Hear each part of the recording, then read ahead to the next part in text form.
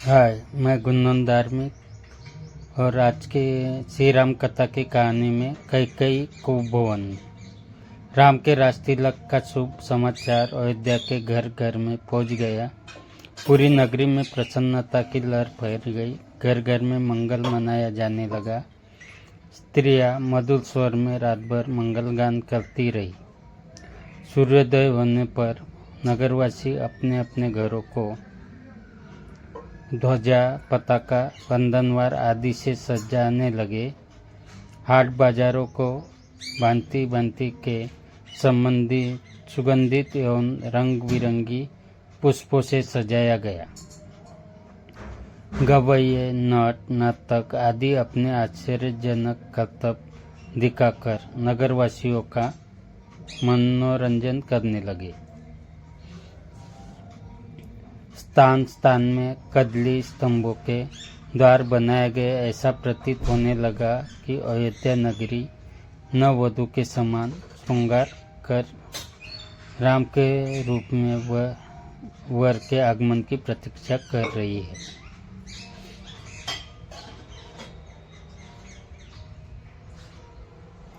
किंतु राम के राज तिलक का समाचार सुनकर एवं नगर की इस अद्भुत श्रृंगार को देखकर रानी कैकेयी की प्रिय दासी मंथरा के हृदय को असहनीय आघात लगा। वह सोचने लगी कि यदि कौशल्या का पुत्र राजा बन जाएगा तो कौशल्या को राजमाता का पद प्राप्त हो जाएगा और कौशल्या की स्थिति अन्य रानियों की स्थिति से श्रेष्ठ हो जाएगी। ऐसी स्थिति में उसकी दासियां भी स्वयं को मुझसे श्रेष्ठ समझने लगेगी। वर्तमान में कैकेयी राजा की सर्वाधिक प्रिय रानी है और इसी कारण से महारानी कैकेयी का ही राजमहल पर शासन चलता है।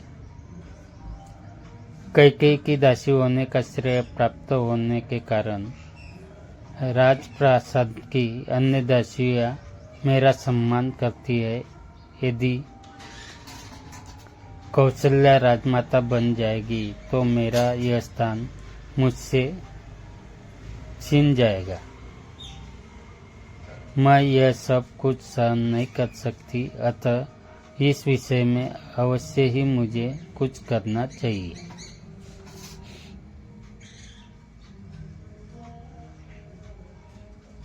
ऐसा विचार करके मंथरा ने अपने प्रासाद में लेटी हुई कैकेयी के पास जाकर कहा, महारानी, आप सो रही है? यह समय क्या सोने का है? क्या आपको पता है कि कल राम का युवराज के रूप में अभिषेक होने वाला है?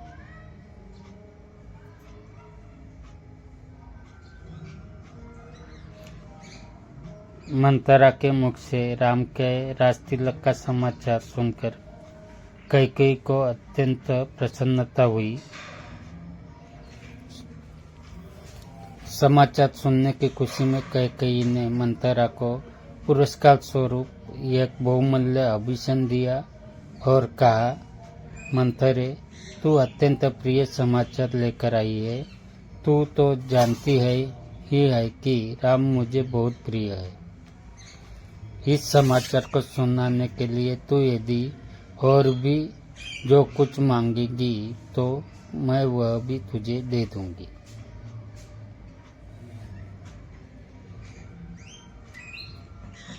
कैकेयी के वचनों को सुनकर मंथरा अत्यंत क्रोधित हो गई। उसका तन बदन जल भुन गया। पुरस्कार में दिए गए आभूषण को फेंकते हुए वो बोली, महारानी, आप बहुत नासमझ है।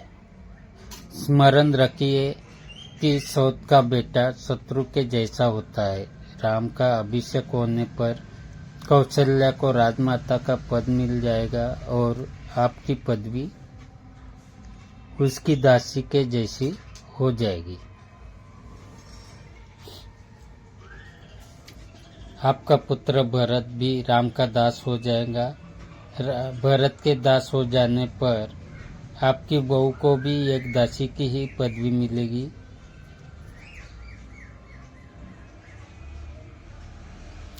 यह सुनकर कैकेयी ने कहा, मंथरा राम महाराज के ज्येष्ठ पुत्र है और प्रजा में अत्यंत लोकप्रिय है। अपने सद्गुणों के कारण वे सभी भाइयों से श्रेष्ठ भी है। राम और भरत भी एक दूसरे को भिन्न नहीं मानते क्योंकि उनके बीच अत्यधिक प्रेम है। राम अपने सभी भाइयों को अपने ही समान समझते हैं, इसीलिए राम को राज्य मिलना भरत को राज्य मिलने के जैसा ही है।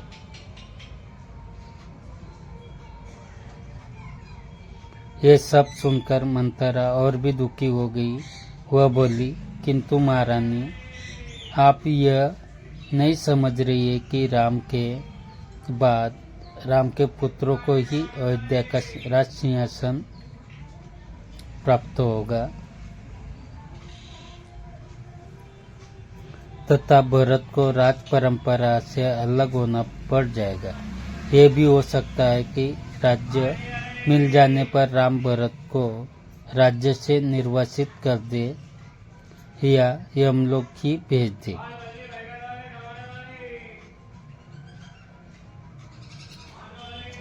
अपने पुत्र के अनिष्ट की आशंका की बात सुनकर कैकेयी का हृदय विचलित हो उठा। उसने मंथरा से पूछा, ऐसी स्थिति में मुझे क्या करना चाहिए? मंथरा ने उत्तर दिया, आपको स्मरण होगा कि एक बार देवासुर संग्राम के समय महाराज दशरथ आपको साथ लेकर युद्ध में इंद्र की सहायता करने के लिए गए थे। उस युद्ध में असुरों के अस्त्र शस्त्रों से महाराज दशरथ का शरीर जर्जर हो गया था और वे मूर्छित हो गए थे। उस समय सारथी बनकर आपने उनकी रक्षा की थी। आपकी उस सेवा के बदले में उन्होंने आपको 2 वरदान प्रदान किया था, जिससे कि आपने आज तक नहीं मांगा। आप एक वर में भरत का राज्याभिषेक और दूसरे वर से राम के लिए 14 वर्ष का वनवास मांगकर अपना मनोरथ सिद्ध कर लीजिए।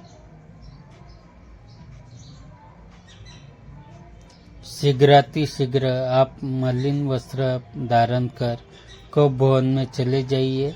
महाराज आपको बहुत अधिक चाहते हैं, इसीलिए वे अवश्य ही आपको मनाने का प्रयत्न करेंगे और आपके द्वारा मांगने पर उन दोनों वरों को देने के लिए तैयार हो जाएंगे। किंतु स्मरण रखें कि वर मांगने से पूर्व उनसे वचन अवश्य ले ले, जिससे कि वे उन वरदानों को देने के लिए बाध्य हो जाए। मंथरा के कथन के अनुसार कैकेयी कोप भवन में जाकर लेट गई।